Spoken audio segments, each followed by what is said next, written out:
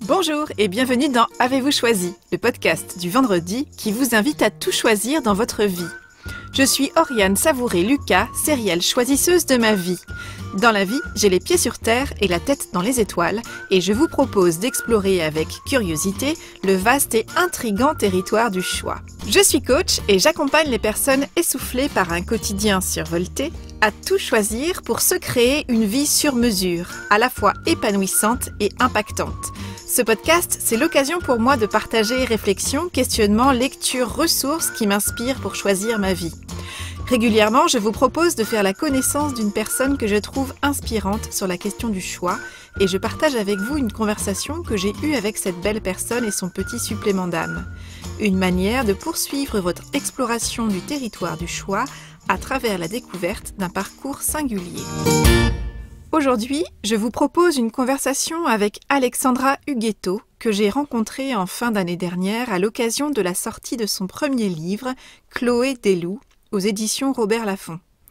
Chloé Desloups, c'est l'histoire de Chloé, 17 ans, destinée à poursuivre la noirceur de sa lignée, la lignée guerrière des loups. Chloé Desloups parle de briser ses chaînes pour choisir sa vie, d'héritage encombrant et plombant, d'angoisse, de peur, de crainte et de colère, d'amitié, d'exploration de soi et du monde, d'émotion, de puissance intérieure, de lutte, d'émancipation, de lumière et de liberté. Et j'ai eu envie de rencontrer Alexandra parce que le thème du choix est au cœur du livre qu'elle a écrit, au cœur de cette aventure littéraire et éditoriale, et au cœur du parcours de cette femme inspirante aux multiples facettes et aux multiples casquettes, celle de femme, d'épouse, de maman de jeunes jumeaux, de sociologue, de consultante, de coach, de podcasteuse et d'écrivaine. Alexandra a d'abord bien réussi dans la vie, avant de prendre le temps et le soin de trouver son chemin vers plus d'épanouissement et de réalisation joyeuse, pour réussir sa vie au sens large, pour exprimer toutes ses facettes, pour prendre toute sa place, pour donner de la voix et devenir qui elle est vraiment, une messagère de pensées lumineuses. Alors j'ai d'abord fait la connaissance d'Alexandra par réseaux sociaux et par téléphone interposé il y a bientôt 2 ans, alors que l'idée de lancer un podcast qui s'appellerait « Avez-vous choisi » faisait son chemin dans mon cœur, dans ma tête et dans mon agenda. J'avais alors pris contact avec Alexandra qui avait lancé quelque temps avant son podcast « La petite chronique lumineuse » où déjà la voix, l'écriture et le développement personnel étaient centraux. J'ai eu ensuite la joie de suivre l'éclosion de son identité d'autrice éditée depuis 2018. Alexandra a en effet fait partie des 3 lauréates du concours d'écriture lancé par les éditions Robert Laffont en partenariat avec le studio de podcast Nouvelles Écoutes. Et pendant 1 an, nous avons pu suivre par épisode de podcast interposé les coulisses de l'aventure éditoriale. En décembre dernier, quelque temps après la sortie de Chloé Desloups et en pleine période de promotion, un déjeuner puis une conversation dans son pied-à-terre, dans son cocon parisien, nous ont donné à Alexandra et à moi l'occasion d'une rencontre en face à face pour converser autour du thème du choix. Adolescente, Alexandra avait un rêve, une vocation. Elle voulait devenir chanteuse lyrique. Une blessure au larynx a brisé son rêve de jeune adulte. Pour Alexandra, qui se rêvait artiste, ce coup d'arrêt brutal a sonné comme une fin de non-recevoir. C'en était fini pour elle de la musique. Plus de voix, plus de musique. Il était hors de question pour elle de faire de la musique ou du chant à moitié, et pas à la hauteur des rêves qui l'avaient fait vibrer jusque-là. Alors du jour au lendemain, quasiment, Alexandra a fait une croix sur son rêve devenu inaccessible et a fait un choix professionnel de raison. Elle a rejoint les rangs d'un grand groupe français. Elle est partie à la mine, comme elle le dit, et c'est de manière besogneuse qu'elle a abordé le travail durant de nombreuses années. Performante et efficace, Alexandra a monté les échelons dans le domaine des ressources humaines, 15 années de réussite, et 15 années colorées un peu par l'ennui aussi. La qualité de son travail était reconnue, cela marchait très bien pour elle, mais les étincelles n'étaient pas vraiment au rendez-vous professionnel. Puis, elle a choisi de voler de ses propres ailes et de se créer davantage une vie sur mesure. Elle s'est lancée à son compte comme consultante en accompagnement au changement et comme coach. C'est aussi à cette période que son envie d'écriture, tout aussi palpitante qu'effrayante, est née. Ses rêves d'artiste ont refait surface lorsque, lors d'une nuit de vacances à bord d'un cargo au large de la Norvège, elle a reçu en rêve la visite inattendue de Chloé, le futur personnage de Chloé des Loups.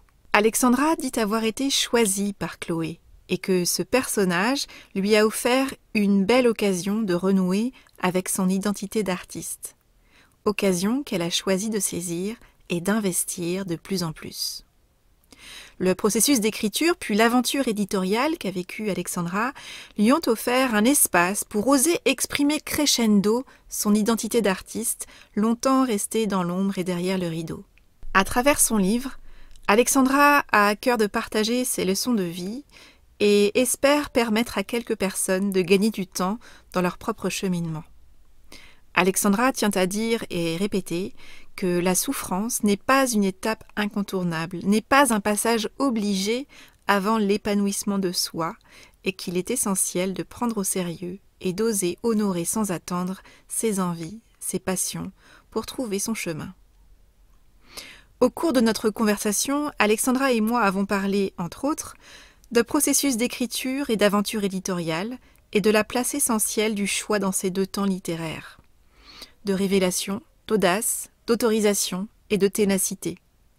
Du choix de rêver en grand et de la manière de faire concrètement de la place pour ses rêves dans un agenda déjà bien rempli. Du choix de garder le cap, y compris lorsque les vents ne sont pas favorables. Ou encore du choix d'avancer vers qui on est vraiment, de se montrer, sans masque, et des bénéfices associés. Je vous souhaite une bonne écoute. Bonjour Alexandra. Bonjour Oriane. Merci beaucoup d'avoir accepté mon invitation dans Avez-vous choisi ? Je suis très heureuse qu'on se rencontre dans le cadre d'une actualité qui est riche pour toi avec la sortie de ton premier roman, Chloé des Loups, dont on va forcément parler ensemble. Que dire sur Chloé des Loups, si ce n'est que c'est une jeune fille, Chloé, de 17 ans, qui est pétrie de peur, de doute, de honte aussi, en lien avec sa lignée familiale. Et puis c'est une jeune fille qui a très peur de beaucoup de choses et qui va finalement choisir d'opter pour la lumière, d'opter pour la joie, la danse dans la vie de chaos qu'elle mène, et qui va choisir de prendre les rênes de sa vie et d'inventer en fait sa vie un peu contre vents et marées. Est-ce que ça résume un peu ce que tu as voulu mettre de l'histoire de Chloé ? C'est parfaitement résumé, merci beaucoup. Et merci de prendre le temps pour cette interview et pour me faire passer dans me mettre à l'honneur dans ton joli podcast. Merci Alexandra. Ce que je trouve très touchant dans l'histoire de Chloé des Loups, c'est bien sûr le roman lui-même et puis l'histoire de ce roman.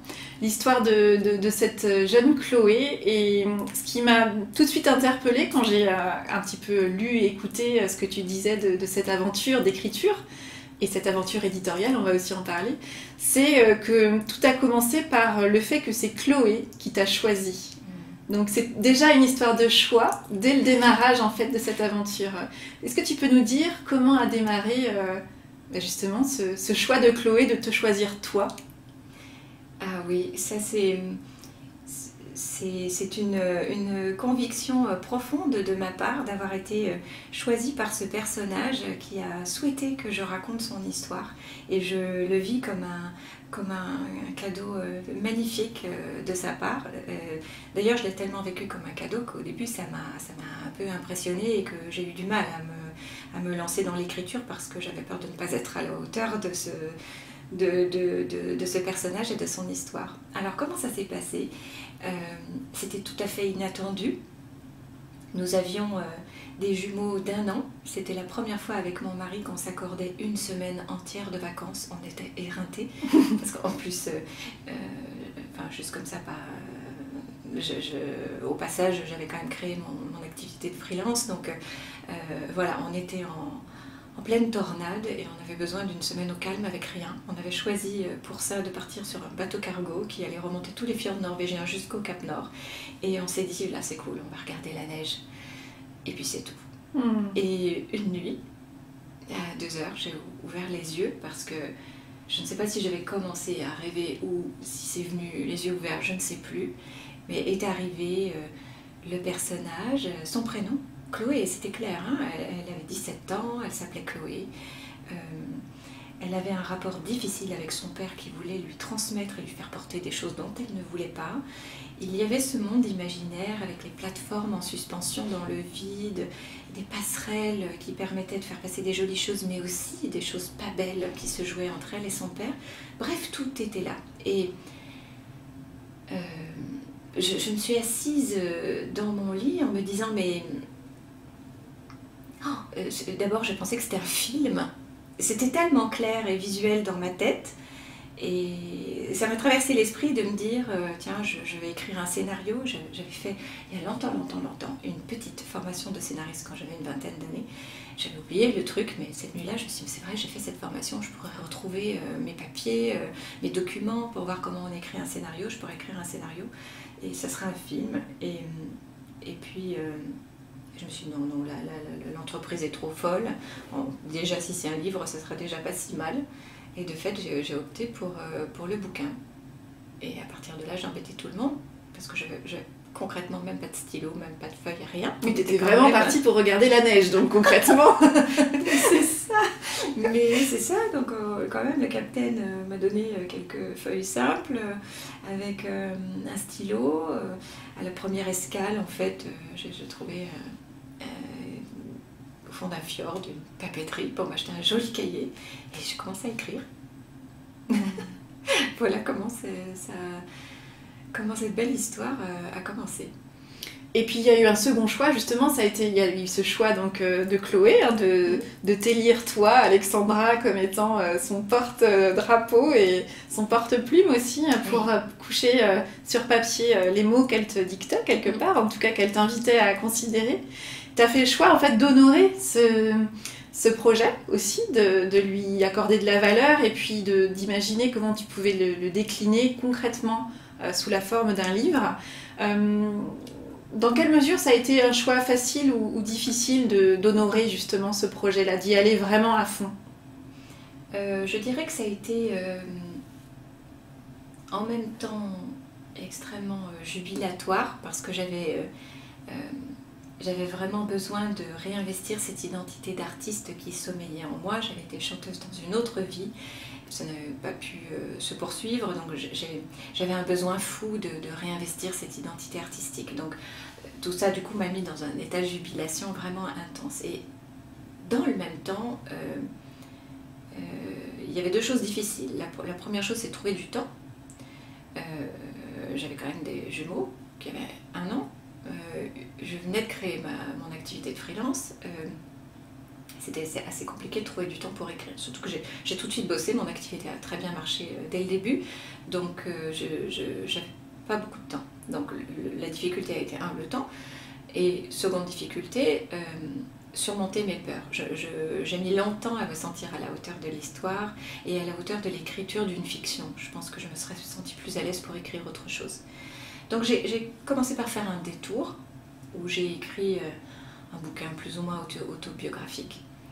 Et j'ai eu grand plaisir à l'écrire, mais celui-là je l'ai trouvé facile à écrire, donc il est sorti très vite. Puis on pourrait rien en faire d'ailleurs, je ne pense pas qu'il ait une quelconque valeur éditoriale, mais néanmoins il m'a débloqué.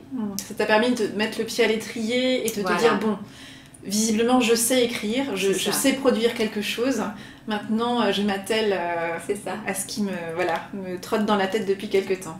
Voilà, donc j'ai pu commencer à écrire les premières pages de Chloé, voir que ça me plaisait. Et puis, rien à faire, le temps quand même manquait. Et ce temps m'a manqué longtemps. Et 4 ans plus tard, je me suis dit, mais je n'ai pas le droit de ne pas honorer ce cadeau. Cette histoire est belle, en plus j'en voyais le potentiel initiatique, j'étais déjà coach, je me suis dit, mais je pourrais y mettre tellement de choses pour les jeunes. Tout d'un coup, c'est devenu un concept. L'histoire m'a été offerte, mais le concept avec le développement personnel, l'empowerment des filles, tout ça, c'était moi. Et c'était ce qui me tenait à cœur, moi. Et du coup, l'ensemble, je me suis dit, c'est pas possible, tu peux pas passer à côté. Et puis en même temps, si tu continues à ne pas faire de vrais choix, ça peut durer encore 4 ans de plus, et puis 4 ans, et puis 4 ans, puis un jour de te dire à la fin de ta vie que c'est vrai que tu aurais eu envie d'écrire un livre. Et ça, je n'ai pas voulu avoir ce regret-là. de ne pas honorer ce projet, qui du coup était très complet. Je pouvais y investir tout ce que j'étais, la féministe, celle qui s'occupe des femmes et la liberté des femmes, l'écrivain, tout en même temps.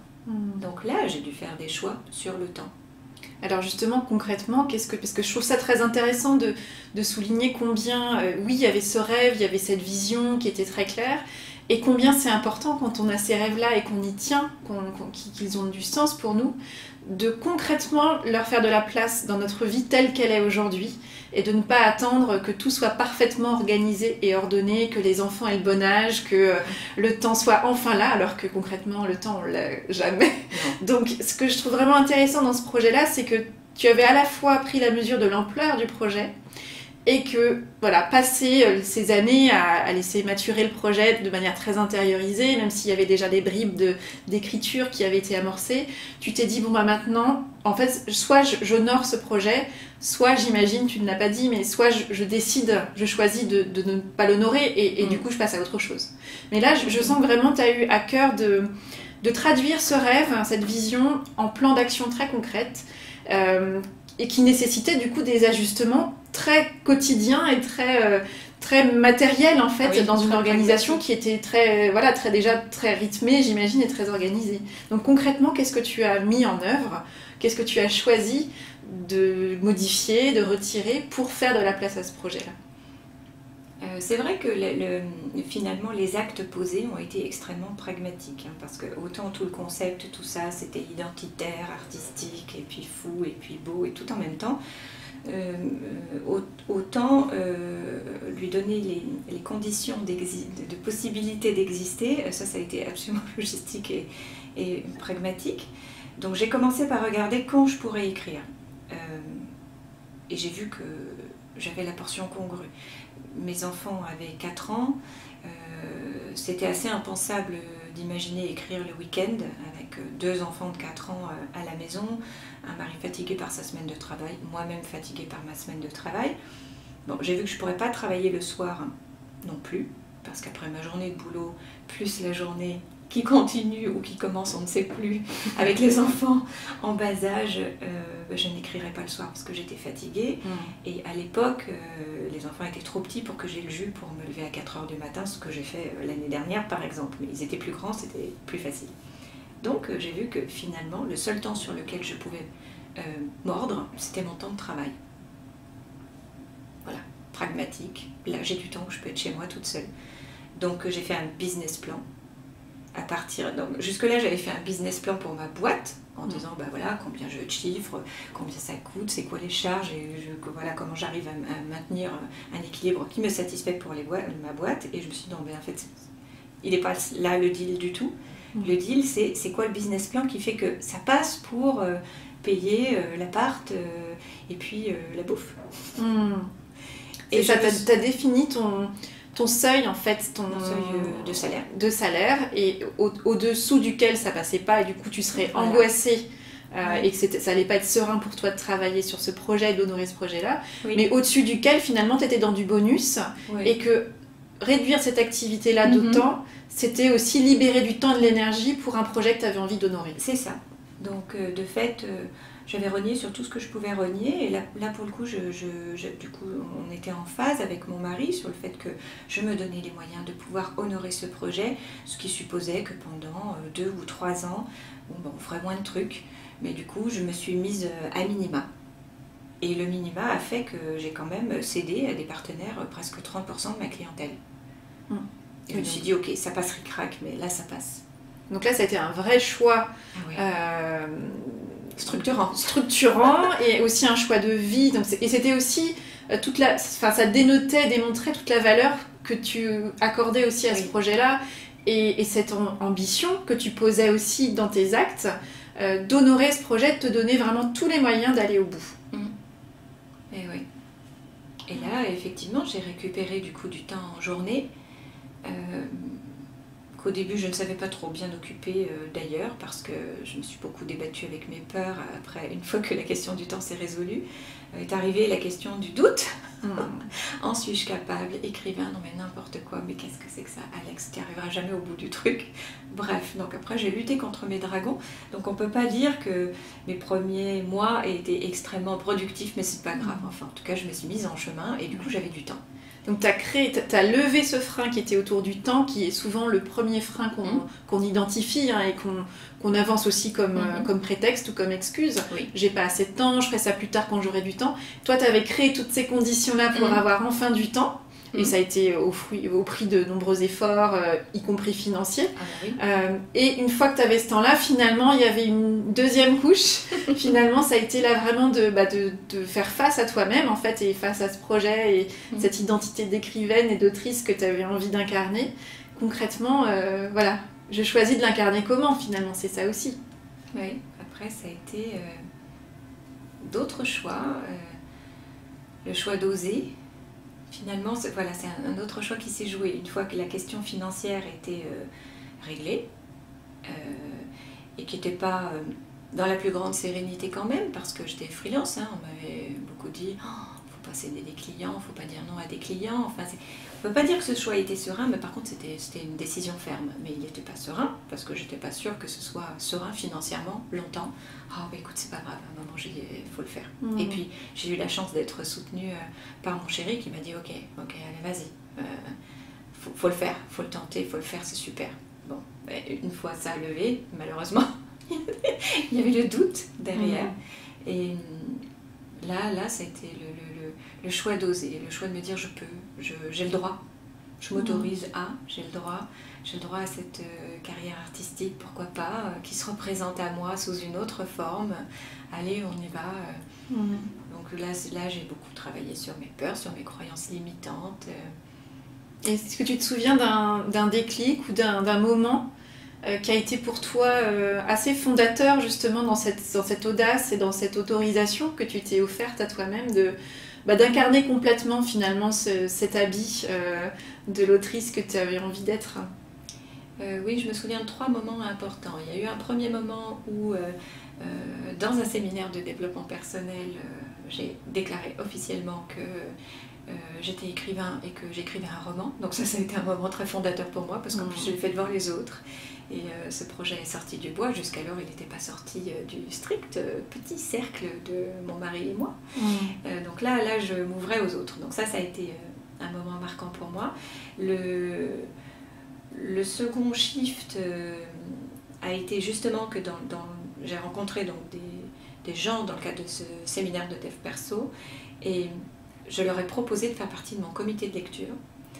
Et je leur ai tout de suite envoyé, dès les 30 premières pages, j'ai fait un premier envoi. J'ai choisi de sortir de ma zone de confort totalement et de leur soumettre dès les 30 premières pages en me disant on verra bien ce qu'ils en pensent, mais au moins je vais arrêter de seulement compter sur mon avis à moi, qui est peut-être certainement le plus sévère de tous. Donc avec un peu de chance, j'aurai des avis autour de moi qui vont me rassurer, en prenant le risque que peut-être ils me disaient franchement, il faut peut-être faire autre chose. Et le concept, l'écriture, j'ai tout de suite eu déjà beaucoup de retours sur la plume. Les gens avaient apprécié la plume. Donc ça m'a beaucoup rassurée sur le fait, alors je peux écrire, je peux peut-être m'autoriser à écrire, ça va pas être trop moche, c'est ce que j'écris. Et puis ils m'ont demandé la suite. Donc ils m'ont porté. Donc ça, tu vois, c'était la deuxième chose très très importante pour moi, d'avoir osé souffrir et soumettre ces 30 premières pages en me disant mon Dieu, vraiment quand j'ai envoyé le mail, je t'assure, j'étais prise de vertige. Ouais, prise de vertige en me disant mais que va-t-il se passer, comment vont-ils recevoir ça et qu'est-ce qu'ils vont en penser. Et le troisième shift, qui a certainement été le plus important des 3, c'est un jour, alors que je pédalais dans la semoule depuis des semaines, je n'avançais pas. Un jour, j'ai décidé qu'après tout, c'était un job. Et je me suis dit, Alex, au travail, tu t'y colles, t'avances, et puis ça marche. Et si tu faisais pareil pour l'écriture? Donc je me suis dit que c'est un job. Je suis écrivain, c'est un job. Très bien. Alors, dans ce job, je fais quoi? Et là, ça a mais vraiment déblayé un nombre de peurs pas possible. J'ai arrêté de me dire je suis une artiste. Je pense que ça me faisait peur. J'avais peur de ne pas être à la hauteur. En plus, en France, être écrivain, c'est quand même auréolé d'une espèce de je sais pas, de truc très très élitiste, hyper littéraire. Il faut absolument être un génie de l'écriture pour pouvoir sortir un bouquin. Donc, le fait de me dire c'est un job m'a fait oublier tout ça. Ça t'a ouvert, en fait, ça t'a aidé à lever tes propres freins. Exactement. Pour te dire, finalement, l'enjeu, quand moi je suis au boulot, je sais faire, en fait, je performe quand je suis dans une optique de travail. Donc, finalement, je revais mon habit de travail d'autrice, d'écrivaine, et c'est parti, en fait. Je coupe un peu les peurs liées à cette dimension artistique que j'entends tout à fait, mais qui suis-je pour oser écrire, tout a déjà été écrit et sans doute bien mieux que je ne le ferai jamais. C'est ça. Mais voilà, je ne fais pas partie de ce cercle-là, donc j'ai pas le droit. Donc, voilà, le fait de l'envisager comme le boulot, donc je me suis... Bon, en plus, mon job de consultante, c'est d'accompagner les projets. Donc je me suis dit, ok, c'est un projet. Tu t'es mis en mode projet. Livrable, planning, livrable, chapitre. Et cette approche, du coup, très méthode, tu vois, comme quoi, c'était un peu con, comme truc. Oui, cette approche très méthode m'a déverrouillé mes peurs. C'est intéressant parce que ce que j'y vois aussi, c'est comment est-ce que tu as réussi à lever tes freins en transférant les compétences que tu avais en fait déjà et que tu déployais avec beaucoup de brio dans ton activité professionnelle. Tu t'es dit finalement toutes ces compétences que je déploie pour les projets des autres, j'ai tous les outils, j'ai tout ce qu'il faut pour me les appliquer à moi et pour avancer en mode projet finalement. Ce n'est qu'un projet de plus, allons-y. Et ça t'a aidé à lever un peu d'enjeu, de remettre un peu plus de jeu dans cette dimension, et bizarrement, ça y est, c'était parti, quoi. Ah oui, c'était parti, d'autant qu'en plus, j'avais créé mon activité de freelance en pur mode projet, puisque c'est quand même aujourd'hui mon expertise. Donc je me suis dit, mais puisque j'ai été de le faire et que ça a vraiment bien été capable de le faire pour ma boîte, je vais le faire pour ce bouquin, hein. Ça marchait. Ça a marché. Donc du coup, tu t'es vraiment mise en mode projet. Concrètement, tu as fait un rétro-planning, tu as fait, avais des échéances. Oui, j'ai défini des livrables avec chacun des personnages, la structure du bouquin, mes guidelines en termes de dev perso, parce que j'ai aussi passé un temps, ça aussi j'ai fait une pause en fait dans l'écriture en me disant j'ai vraiment envie que ce soit un livre apprenant. Donc pour que ce soit apprenant, il faut que je puisse chercher dans tous mes écrits, des carnets de développement personnel, j'en avais déjà rempli depuis 20 ans, je vais aller chercher là-dedans quelles seraient les étapes importantes pour un ado ou un jeune adulte et voir comment je les ai en filigrane en même temps que j'invente l'histoire et que je me laisse porter par l'histoire. Donc j'ai fait aussi une pause dans l'écriture pour aller fouiller dans le dev perso la dizaine de leçons qui me semblaient importantes pour un lectorat jeune. Et ça aussi, ça m'a aidée parce que j'ai adoré aller reprendre mes cahiers dont certains dataient de 20 ans plus tôt. Donc voilà, et l'ensemble, livrable, planning, je m'étais donné même un objectif de chiffres, de nombre de signes à écrire par semaine. J'ai mis en place un comité de pilotage avec moi-même. Tu avais rendez-vous avec les boss régulièrement pour faire le point. Exactement. C'est très efficace comme type de rendez-vous. Dimanche soir, dans le copil avec moi-même, alors le point, on en est où, qu'est-ce qui a avancé, qu'est-ce qui a pêché et tout. Finalement, à partir du moment où j'ai mis ça en place, en fait, c'est allé très très vite. Là en 8 mois, le livre était fini.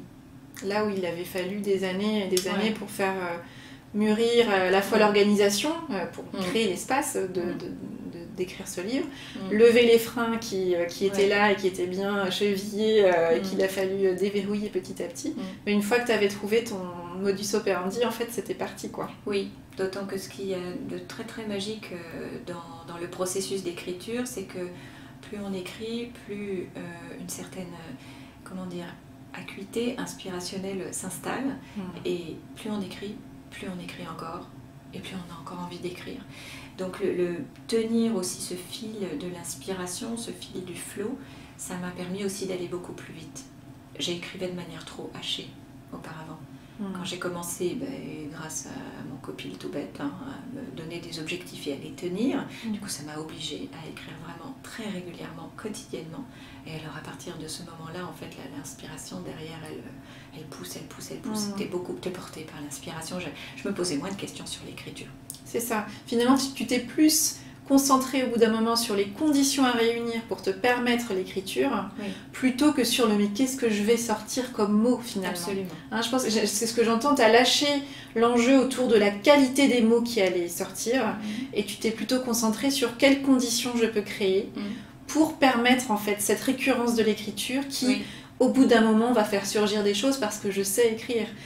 Tu savais le faire déjà, avec la petite chronique lumineuse et ton podcast, tu avais déjà eu l'occasion d'écrire. Et puis l'écriture, la lecture, ce sont des univers que tu côtoyais depuis des années. Donc c'était pas un chamboulement total, un nouvel univers que tu essayais d'investir. C'était plutôt quelles sont les conditions que je peux moi réunir et compiler pour me donner cette impulsion et y croire moi-même en fait. Oui. Et d'ailleurs, dans le prochain, j'irai encore même plus loin. Parce que j'ai quand même cherché à trop bien écrire trop tôt. Là, sur le prochain, en fait, je vais surtout chercher dès le départ ce flow et cette espèce de... Tu sais, c'est comme dans les avions, je travaille dans l'aérien, c'est pas pour rien, mais cette espèce de portance de l'inspiration. Il y a un moment, t'as trouvé ce qui fait que ça porte. Et de me laisser juste aller sur ce flow-là et de me tenir dans mon projet avec ce flow-là, après d'aller chercher l'écriture. Je l'ai trop bien écrit. J'aurais dû l'écrire moins bien. Quand je vois tout ce que j'ai retravaillé, en plus, c'était bête. Ça, c'est intéressant parce que du coup, tu es déjà sur le deuxième, parce que donc, ton éditeur a commandé le deuxième volume de ce qui s'annonce comme une série finalement. Au départ, tu écrivais un livre et puis finalement, ça y est, c'est parti sur cette jolie série lumineuse. On attend la suite des aventures de Chloé avec impatience. Justement, tu commences à l'évoquer là. Qu'est-ce que tu as envie de conserver dans ta façon de procéder pour écrire justement ce deuxième volume et qu'est-ce que tu veux faire différemment? Qu'est-ce que tu as envie de tester ou de renforcer dans ta manière de procéder? Je vais garder la régularité parce que ça a été de loin ce qui a payé le plus, la régularité. Parce que l'inspiration a besoin d'être investie chaque jour pour s'amplifier et plus elle est là, en fait, plus ça va vite. Donc ça, je garde la régularité, je garde... l'approche méthode et structurée parce que ça finalement c'était très aidant. Je changerai dans ce que je vais changer, je vais tenter, je ne sais pas si je vais y arriver honnêtement, mais j'aimerais pouvoir me dire que pendant 1 ou 2 mois il n'y a rien d'autre dans mon agenda ou presque que ça et que si possible et si les conditions sont organisables avec mon chéri, je parte au vert le plus souvent possible. Pour 3-4 jours, je suis seule parce que les rythmes d'écriture, en fait, quand l'inspiration est là, j'ai eu beaucoup de moments de frustration en me disant bon ben voilà, faut faire le dîner, ah quel dommage, ah quel dommage, j'étais en plein dedans, j'étais à fond, et mince l'heure tourne, faut faire le dîner, ou mince faut aller à l'école, ou tiens bon ben faut aller chez le client là. Tu vois, je me suis vue encore écrire juste avant de prendre la voiture et puis écrire. Et fermer en disant non mais Alex, faut y aller là. Et me dire ah, quel dommage. Donc je voudrais trouver les conditions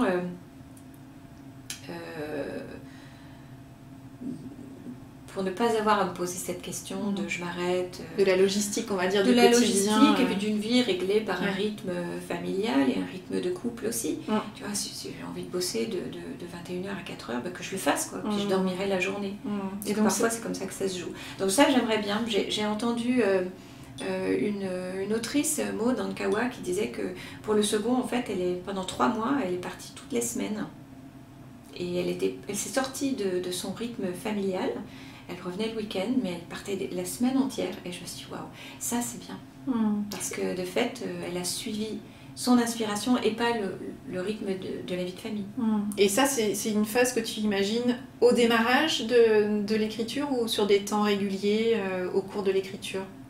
Alors moi je dirais plutôt au milieu. Le démarrage a moins besoin d'intensité. La fin après ça se joue beaucoup dans l'aventure éditoriale et en partenariat avec l'éditeur. Donc c'est pas à la fin non plus que c'est le plus important. Non, je vois bien ça au milieu, histoire de poser, de pouvoir finir un premier jet. Voilà, l'idée c'est, je réfléchis en amont, j'essaie d'avoir le plus de temps possible pour fournir mon premier jet, ensuite on se parle avec l'éditeur et après j'affine. Bon, mais ça c'est dans le monde de oui oui, on verra ce qui va sortir en vrai. Oui, mais c'est déjà chouette d'avoir aussi gagné en clarté et puis bon, ta formation et ton parcours t'y aident aussi de faire en mode projet là aussi un bilan de cette première expérience, de ce premier volume et de voir ce que tu retires et de ce que tu veux emporter avec toi, ce que tu veux modifier. Ça va aussi t'aider, j'imagine, à enclencher aussi encore plus aisément le deuxième volume. Oui, j'espère. C'est ce que je te souhaite en tout cas. Et donc justement, il y a eu toute cette aventure littéraire où il a fallu honorer, tu as choisi d'honorer l'idée, tu as choisi d'organiser ton quotidien pour faire de la place concrètement à ce projet-là. Et puis il y a eu une deuxième étape, une fois que le livre a été écrit, ça a été maintenant je veux qu'il soit publié ce livre, je ne vais pas m'en tenir là. Ce que je trouve très intéressant dans toute cette aventure éditoriale, parce que ça, je pense que ça porte bien son nom là, oui. c'est que tu as commencé par essuyer énormément de refus avec ce projet qui était assez innovant, qui rentrait pas vraiment dans les cases. Et tu as choisi, malgré tout, de ne pas t'en tenir là. C'est-à-dire, je ne sais pas combien de refus tu as reçus en totalité. 32. 32, tu les as comptés donc. Ah ouais, je les ai comptés. Et je trouve que ce qui est formidable, et ce que je trouve très inspirant, c'est que il y en a même au bout de 1, 2, 3 refus qui auraient dit bon bah c'est stop quoi, enfin j'ai écrit un bouquin, ça c'est fait, visiblement on n'en veut pas, donc je vais arrêter les frais quoi. Toi donc tu as reçu 32 refus, alors j'imagine avec pas que des refus, des explications, des conseils peut-être qui sont venus aussi nourrir ta réflexion, mais malgré tout tu as fait le choix de ne pas t'arrêter à 32 refus. D'où vient ce choix, d'où vient cette endurance, d'où vient cette persévérance que tu as choisi d'investir dans ce projet? En fait, malheureusement sur les 32, il y en a eu beaucoup qui ont été des simples lettres vraiment banales, copier-coller, avec rien à l'intérieur. Donc là, bon, comment dire, c'est des refus, quand tu es du bon côté de la force, tu dis bah ils l'ont pas lu, donc c'est ok. C'est pas un vrai refus en fait, c'est juste qu'ils n'ont pas pris le temps de le lire. Et puis quand tu es du mauvais côté de la force, tu dis bah non, ça les a tellement pas intéressés qu'ils n'ont même pas pris le temps de te faire un retour. Bon, donc écoute, j'avais choisi aussi de me dire bah ils m'ont pas lu. Bon, c'était un choix que j'ai fait avec moi de me dire je reste du bon côté de la force sur ce projet. Après, ce qui m'a quand même aidée, c'est que j'ai lu 3 lettres très encourageantes. Et les 3 étaient de grosses maisons d'édition, et étonnamment adultes d'ailleurs, pas jeunesse. Où il y a même une lettre où vraiment, en plus c'était une très très belle maison d'édition qui était tout à fait dans ma cible. Là ils m'ont dit que c'était un peu un crève-cœur, mais que bon, ils avaient un planning éditorial très chargé et qu'ils n'avaient pas pu, mais qu'ils avaient beaucoup aimé le personnage, beaucoup aimé Chloé. Et qu'ils avaient le regret de me dire que c'était pas jouable, parce qu'il fallait bien prendre une décision. Donc ces 3 lettres qui étaient encourageantes et puis de belles maisons m'ont fait dire quand même que ok, non, là il y a un potentiel. Je peux en faire quelque chose, puisque ça a quand même accroché. Moi j'ai envoyé au service manuscrit tout simplement, donc c'est pas si facile d'accrocher en passant par ce biais là. Bon, je me suis dit non, il y a peut-être quelque chose à faire. Ensuite j'ai quand même eu un moment de découragement où je me suis dit c'est pas grave, j'avais commencé un autre roman en me disant bon c'est peut-être pas celui-là qui sera publié en premier, c'est pas grave, je vais en écrire un autre. J'ai toujours su que Chloé des Loups serait publiée, mais je me suis dit c'est pas grave, je vais en écrire un autre. Donc j'avais investigué soit un bouquin de développement personnel, soit un autre roman. J'avais 2 projets en cours, et je me suis dit c'est pas grave, je vais commencer par ceux-là qui vont peut-être être plus faciles à faire éditer parce que moins innovants, moins challengeants sur le concept. J'avais bien compris qu'en plus c'était compliqué mon bouquin, parce qu'on ne savait pas sur quelle étagère de librairie le mettre, ni dans quelle collection, et que ça posait un problème. Donc je me suis dit ok, je vais faire un truc qui est plus dans les clous. Et je le ferai publier après, quand j'aurai été publié une fois, en théorie ça devrait être plus facile. Mais j'ai pas douté en fait du fait qu'il serait édité. J'ai juste reporté. C'était une question de plus de timing. Ouais. Et de dérouler à la limite du moment auquel voilà, le moment allait arriver au bout. Ouais. De manière pertinente ou pas. C'est ça. C'était le début des grands romans de dev perso. C'était aussi le début de tout les feel good book pour les adultes. Même si mon bouquin, pour le coup, n'est pas du tout un feel good book. Mais c'était le début de tout ça. Et je me suis dit, ok, c'est peut-être trop tôt pour la jeunesse. Le marché n'est peut-être pas encore prêt pour ça, c'est pas grave, ça viendra plus tard. J'étais absolument portée par la conviction que c'était utile et que ça servirait des jeunes et que ça valait bien le fait que je sois tenace, voire pugnace. Et puis est arrivée cette belle aventure de ce concours, donc de ce partenariat entre Nouvelles Écoutes et les éditions Robert Laffont, où tu réponds à ce concours, tu envoies Chloé des Loups. Ça s'appelait déjà Chloé des Loups ? Ça s'appelait Lignée des Loups. Lignée des Loups. Et là, tu es choisie parmi donc 3 lauréates de ce concours, avec 2 autres personnes qui ont été aussi lauréates comme toi, et avec ce projet incroyable qui fait que tu t'engages dans une nouvelle aventure qui est d'aventure éditoriale cette fois-ci. Qu'est-ce que tu choisis de retenir de cette aventure éditoriale ?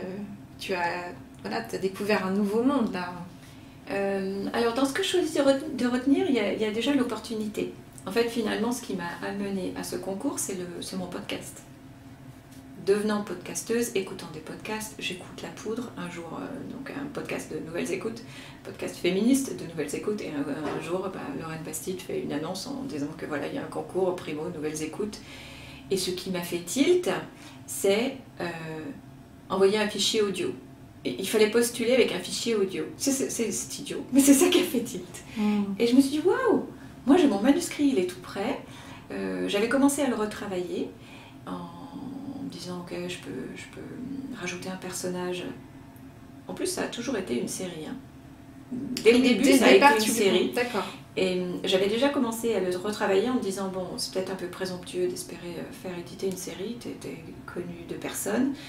Donc j'avais pris le volume 1 et le volume 3 de ma série en me disant, ok, j'ai déjà écrit le volume 1, je vais rajouter le volume 3 dans le volume 1, et puis du coup je vais modifier un peu pour que ça matche. D'où le fait qu'il y ait un nouveau personnage qui soit arrivé, qui est le personnage d'Elic, qui normalement était dans le volume 3 de la série, qui devait expliquer beaucoup de choses, mais plus tard. Plus tard. Et j'avais déjà commencé à réécrire, et je me suis dit, mais c'est chouette en fait, t'es à nouveau mobilisé sur le projet, faut envoyer un fichier audio, écoute, tu vas leur faire une petite chronique lumineuse dédiée à Chloé, et puis c'est tout. Puis voilà comment ça a marché. Donc ce fichier audio, en gros, la demande c'était de décrire l'intention que tu posais avec un manuscrit qui n'était dans les conditions pas forcément déjà écrit, ou il fallait quand même... Il fallait que le manuscrit soit terminé. En fait, pour pouvoir participer, il fallait envoyer un manuscrit fini et expliquer son projet sur un fichier audio. Donc comme j'avais tout, j'ai dit banco. Allez, c'est parti. Et je savais qu'il y aurait 3 places. Alors je me suis dit 3 c'est mieux qu'une, j'ai plus de chance. C'est ça. Une approche très belle de votre projet aussi. Voilà, et puis quand même j'avais vu, ils avaient annoncé dans le teaser, ils avaient annoncé en fait les noms des éditeurs. Et j'avais vu que l'un d'eux était un éditeur jeunesse. Donc là, il y a un moment aussi où c'était l'alignement des planètes, où je me suis dit, ah ouais, non mais quand même. Là, je ne peux pas ne pas y aller. Voilà, on postule quasiment en faisant un épisode de podcast, il faut un manuscrit terminé, il est terminé, et en plus, là-dedans, il y a un gars qui est un éditeur jeunesse.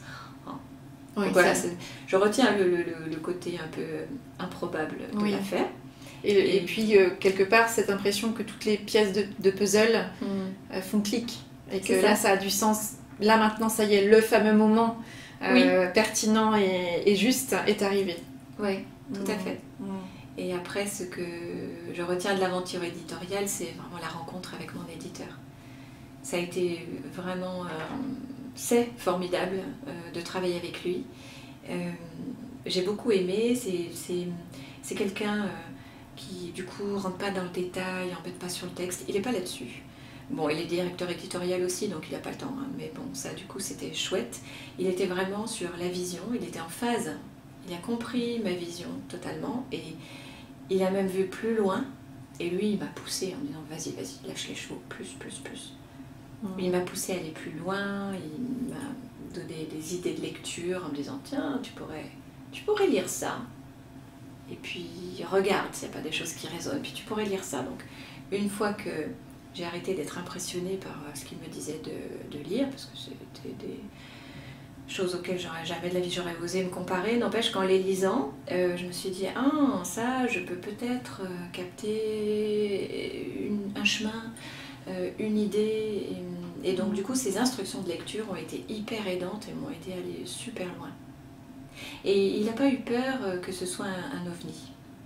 Mais au contraire, il m'a même fait renforcer l'ovni. Il m'a dit on y va à fond.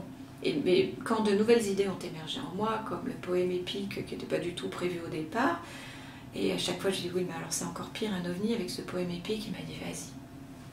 Donc là, l'aventure avec cet éditeur est formidable. Et tu dirais justement que, en termes de proportion, tu as réécrit, tu as retravaillé ton texte à quelle hauteur? Disons que le texte qui concerne purement Chloé a été... j'ai beaucoup rajouté. J'ai pas beaucoup enlevé, très peu enlevé. J'ai beaucoup rajouté pour décrire l'univers. J'ai beaucoup rajouté en fait. Après, la ligne de l'ancêtre, je n'en avais écrit que les premiers chapitres qui ont été assez peu modifiés, donc finalement j'ai écrit la suite. J'avais écrit la première partie, j'ai écrit les parties 2 et 3 ensuite, plus le poème épique. Et la troisième partie, immanquablement, la troisième partie de Chloé, elle a beaucoup changé, parce que le fait de rajouter un personnage dans l'histoire faisait que l'intrigue a bougé, donc de fait la fin a beaucoup changé. Mais quand bien même ça n'a pas, j'ai beaucoup rajouté, je pense que j'ai tout réécrit 250 fois, les phrases, toutes les phrases. D'ailleurs, il a dû m'arrêter à un moment en disant c'est bon. Oui. Parce que même moi, j'aurais aimé travailler au moins 4 mois de plus dessus. Et justement, à quel moment on choisit de se dire ça y est, c'est suffisamment bon, on met le point final? Est-ce que là, c'est 100% l'éditeur qui te dit maintenant il faut s'arrêter là, parce que voilà, pour plein de raisons en fait. Et puis à un moment donné, il faut aussi ouvrir et offrir ce livre à l'extérieur. Est-ce que c'est toi aussi qui dis là, tu sens intérieurement que ça y est, il y a une forme et que c'est cohérent, et que même si on aimerait toujours ajouter, changer quelque chose, il y a quand même une force qui est là et qu'on y croit, et que c'est le moment de livrer ce projet au monde? Quelle est la part de toi et de l'éditeur sur ce point final? Alors, il y a le fait que le livre que l'histoire soit terminée. Et ça, j'étais très au clair, même sans éditeur, à l'époque dans ma première version. Et ça, du coup, j'étais très au clair aussi là-dessus, en disant, ok, là je la tiens, j'ai l'histoire, j'ai le début, j'ai le milieu, j'ai la fin, tout est ok, tout tourne. Mais c'est pas ça, en fait, la fin d'un manuscrit. C'est, est-ce que je suis assez satisfaite de la qualité littéraire du texte? Et ça, c'est sans fin. Et là, le seul driver a été... c'est tellement con la réponse que je vais te donner, mais la date. Ouais. C'est ça. J'ai utilisé ma deadline, mais jusqu'au bout. D'ailleurs, je l'ai emplafonnée 1 milliard de fois. Et on a quand même été très contraints sur la date de rendu du BAT par l'édition du livre audio qui avait besoin, pour cause de casting, enregistrement, préparation des voix, toilettage des voix, enfin bref, un livre audio quand même c'est beaucoup plus complexe et ça prend beaucoup plus de temps à produire que le manuscrit à imprimer. Oui, puis ça mobilise encore un autre, niveau d'acteur. On était hyper drivés, il y avait une deadline stricte, et une fois que j'ai emplafonné la deadline 2 ou 3 fois, il y a un moment où de toute façon on m'a dit stop. Donc finalement, c'est ça qui m'a arrêtée. Et vraiment la veille, j'ai encore envoyé à 7h du matin, la dernière des deadlines, c'était le 19 juillet. En plus c'était le jour où je déménageais, enfin ça a été cauchemardesque l'affaire. Mais c'est pas grave, assise sur mes cartons dans mon salon vide, j'avais hurlé pour qu'on me laisse ma box et que je puisse avoir encore internet. Un peu de réseau jusqu'au bout s'il vous plaît. C'est ça, et j'ai encore modifié mon poème épique, j'ai encore envoyé des chapitres en plus du poème épique à 7h14 le matin, et pour cette partie-là, du coup, c'est une personne de l'équipe de mon éditeur qui m'a accompagnée. Lui, le directeur éditorial, il n'avait pas assez de temps pour faire tout ça. Et il y a un moment où elle m'a dit, c'est le dernier envoi. C'est super que tu aies fait cet envoi, mais là, c'est le dernier. On s'arrête là. On s'arrête. Des cartons et déménage maintenant. Donc, et c'est aussi tout l'intérêt des dates butoirs, c'est-à-dire aussi de créer une contrainte, quelle qu'elle soit finalement, pour se dire, bon, allez maintenant... C'est parti, quoi. Et c'est aussi à nouveau ce vertige que tu décrivais quand tu as envoyé tes premières pages à ce comité de lecture que tu avais créé. J'imagine que c'est cette même sensation de dire, bon bah ça y est, en fait, là c'est plus dans mon camp. J'ai tout donné, j'ai fait mon maximum. Et maintenant, bah... Voilà, advienne que pourra, quoi. Il y a un petit côté, maintenant c'est plus moi juste qui vais poser mon regard et puis des professionnels qui m'accompagnent qui vont poser leur regard sur mes pages. Il va y avoir d'autres avis, d'autres regards, de gens qui ne suivent pas cette histoire-là depuis des mois, mais qui vont découvrir ces mots-là. Et voilà, j'imagine qu'il y a un mélange d'excitation et de grande peur, voire d'angoisse, quoi. Oui, alors cette peur-là vient un peu plus tard parce que quand tu rends ton manuscrit, en fait, il y a encore les étapes de BAT et puis de validation du BAT. BAT, bon à tirer. Hein. De bon à tirer, oui, pardon. Où là, vraiment, on est d'accord, on ne change plus une virgule et ça part chez le fabricant et le fabricant imprime et fait des bouquins concrètement. Cette étape de vertige, elle vient justement juste après l'étape de fabrication où il y a on va dire, des espèces de premiers prototypes, une vingtaine de livres qui sont fabriqués et là qui sont envoyés aux journalistes. Ça s'appelle les premières épreuves et là le vertige arrive en disant ah cette fois d'autres vont le lire et que vont-ils en penser, et c'est en même temps la joie de dire bah ça y est. Oui, l'aventure de Chloé commence, d'une certaine manière la mienne se termine. Par contre Chloé, elle commence son aventure. Elle m'a offert ce cadeau. Maintenant, elle va vivre sans moi. Et du coup, ces personnages, en plus, j'ai adoré le fait qu'on soit mis d'accord sur le fait que ce soit Chloé Desloups le titre. C'était assez magique pour moi que le prénom de ce personnage soit dans le titre. Parce qu'elle a sa vie maintenant, sans moi. J'ai servi de porte-plume, comme tu l'as dit au début. Et ça, c'est à la fois le bonheur, et en même temps la grande trouille de dire oh, mais si tout le monde le trouve complètement nul, ça va être affreux, que vais-je faire? Et c'est une nouvelle étape qui démarre avec toute cette phase de promotion aussi que tu es en train de vivre. Oui. Et où tu vois aussi, tu entends aussi les mots qui sont lus par Carline par exemple, qui est la voix de Chloé dans le livre audio et qui a fait quelques lectures lors de rencontres avec des lecteurs dans des librairies, etc. Donc c'est aussi, voilà, j'imagine, il y a un côté, t'as deux garçons, mais c'est aussi ta fille quelque part qui prend son envol d'une manière littéraire, mais voilà, il y a un côté, bon, va vivre ta vie, et j'espère qu'elle sera belle. C'est ça.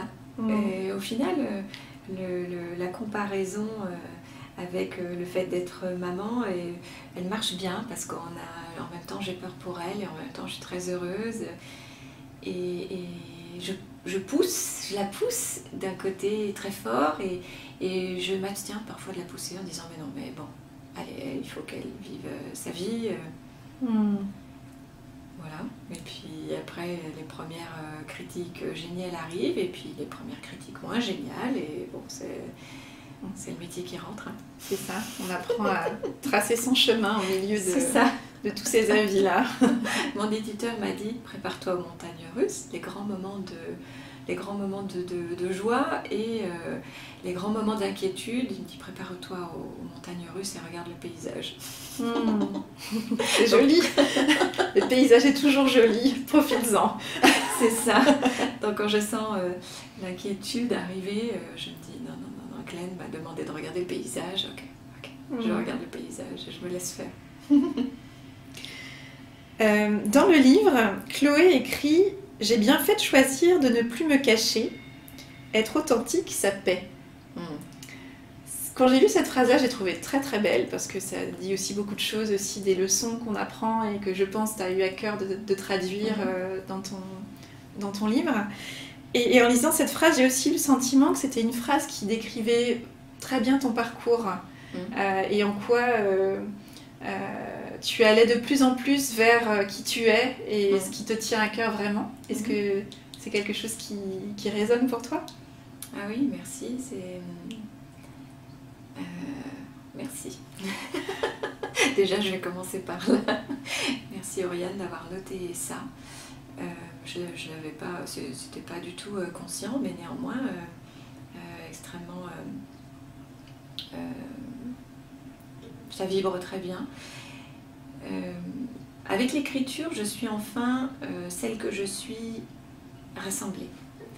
Il y a plein de pans dans ma vie. J'ai passé ma vie jusqu'alors à cacher des pans de ma vie. Bon, j'étais au boulot, personne ne savait que j'étais musicienne dans une autre vie.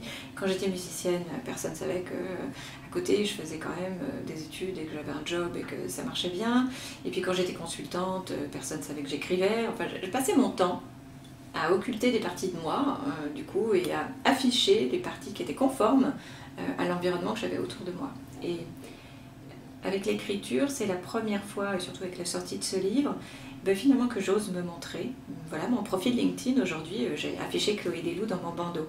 Ça a l'air tout bête, ça ne l'est pas. Symboliquement, ça a été assez difficile à faire. Jusque-là, c'était un bandeau très corporate qui correspondait à ma boîte. Et là, tout d'un coup, d'afficher le fait que oui, je suis consultante, mais enfin, je suis surtout auteure. Et j'espère que ça va continuer longtemps. C'était très fort pour moi. Et ouais, j'ai arrêté de me cacher. Une autre chose aussi que j'ai pu investir, c'est la dimension spirituelle. La première version de Chloé était certainement moins spirituelle que celle qui a été écrite. Et j'ai décidé aussi de dire, mais non, mais ça c'est ma vie, c'est une partie importante de ma vie. Donc, puisque ça résonne beaucoup avec Chloé, il n'y a aucune raison que je n'en parle pas et que je ne l'écrive pas. Donc ça aussi, c'est, voilà, on va dire que dans la version finale, il y a beaucoup de choses que je n'avais pas osé écrire. Donc c'est vrai. Donc Chloé, elle t'aide aussi sur ton chemin d'unité en fait, d'être toi et entièrement toi, tout le temps, en toutes circonstances. Là où effectivement, très souvent dans le jeu qu'on joue dans l'entreprise, dans les différents cercles finalement dans lesquels on évolue, je trouve, et j'incarne aussi ça, hein, bien sûr, qu'on a tendance à montrer une partie de qui on est et de ce qui semble le plus juste de montrer à ce moment-là et le plus adapté en fait à l'environnement plus conforme et puis plus attendu. On nous a choisi, notamment quand on est dans l'entreprise, hein, on nous a choisi pour un environnement particulier, pour une mission singulière, et très souvent on arrive avec une idée de ce que doit être telle mission ou tel personnage finalement dans cet environnement-là, jusqu'à aller occulter toute une partie de qui on est. Et finalement, j'ai l'impression que tout cet inconfort qu'on note aujourd'hui autour de nous, c'est aussi ça, c'est cette envie finalement d'arrêter d'être tronqué, d'avoir des multiples identités et de plus trop savoir, finalement à force de se fondre dans un fonctionnement qui nous correspond en partie, mais pas complètement. On y perd un peu son identité propre et finalement, qui suis-je au fond? Et j'ai le sentiment qu'avec l'écriture, et notamment avec cette autorisation que tu t'es offerte avec l'écriture de Chloé Desloups, tu tends à embrasser toutes ces facettes de toi-même qui vont de la chef de projet à l'écrivaine, à l'artiste, et c'est tout ça qui fait que c'est Alexandra Huguetto. Oui, c'est la première fois que dans mon activité, je ne suis pas en tuyau. Voilà, il n'y a pas un tuyau pour la sociologue, un tuyau pour la philosophe, un tuyau pour l'artiste. Non, c'est vraiment, chaque tuyau correspond à une pièce du puzzle, et dans Chloé Desloups, le puzzle est complet. Ça, c'est certainement pour ça que ça a été à ce point un immense bonheur, ce projet, parce que la big picture que je suis y est depuis le départ. Ça, c'est une opportunité qui m'est offerte depuis la première fois et que je me suis offerte. Bien sûr. Pour la première fois dans ma vie. Ouais. Bravo pour ça. Et puis, justement, quel choix ça t'ouvre et ça t'offre maintenant, d'avoir franchi cette étape-là? Vers quoi ça t'emmène dans les prochains grands choix qui t'attendent? Alors, vers l'écriture, ça c'est absolument certain, en espérant pouvoir lui consacrer de plus en plus de place. Et pour le reste, écoute, je ne sais pas. Et tant mieux. Et tant mieux. Tant mieux. Mais l'écriture, j'aimerais aussi beaucoup pouvoir reprendre mon podcast, évidemment en tant que chanteuse, utiliser la voix. La voix est vraiment un médium qui est important pour moi. Donc j'aimerais pouvoir avoir du temps pour le podcast. Mais l'écriture, oui, ça, le futur sera autour de l'écriture, c'est certain. Là, je n'ai plus de doute. Oui, en fait, c'est raconter des histoires, que ce soit par les mots écrits ou les mots dits. C'est ça. C'est ça. C'est même plus transmettre des messages que raconter des histoires. Vraiment, aujourd'hui, je me sens dans cette nécessité de transmettre. Eh bien, c'est tout ce que je te souhaite pour la suite, Alexandra. Je te remercie vraiment beaucoup de m'avoir accordé ce temps. Je souhaite une belle vie à Chloé Desloups. Je suis impatiente de lire la suite. Et tu parlais de film tout à l'heure. Quand j'ai lu Chloé Desloups, je me suis dit ça va être un film dans quelques années. Et c'est tout le bonheur que je souhaite à Chloé et à toi. Merci, oui, d'accord, avec plaisir. En tout cas, merci pour cette très très belle interview et tes questions très pointues et très intéressantes. Merci. Merci beaucoup, Alexandra, et bonne continuation à toi.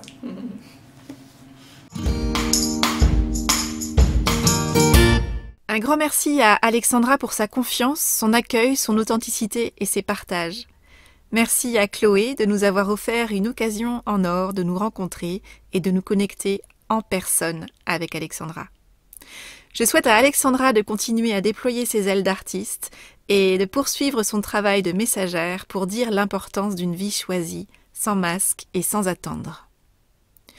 Et si vous avez des ados et des jeunes adultes dans votre entourage, pris dans la tempête intérieure de ces années de questionnement, d'affirmation de soi et de construction, je vous invite à leur proposer la lecture de Chloé Desloups et à le lire vous-même.